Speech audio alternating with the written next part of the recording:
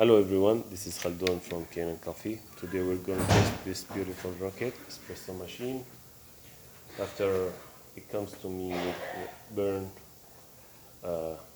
on-off switch, I replace it and I make wiring. All the wires around this switch was burned. Then I found out like the board here, look at it, how it burns from here, from this area. And even the connector connected to here, it's burned too. So we replace him and replace the green light. Let's go ahead and test it and make a cup of espresso in it.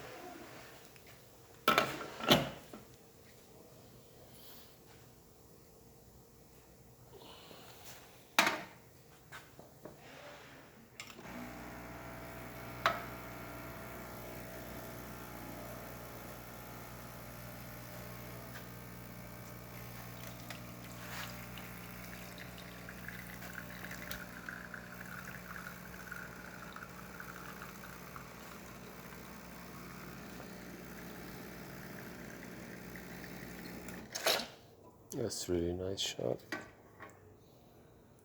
you go, the crema. Let's test the steamer.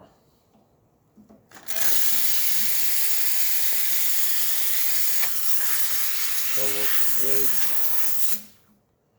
And the hot water.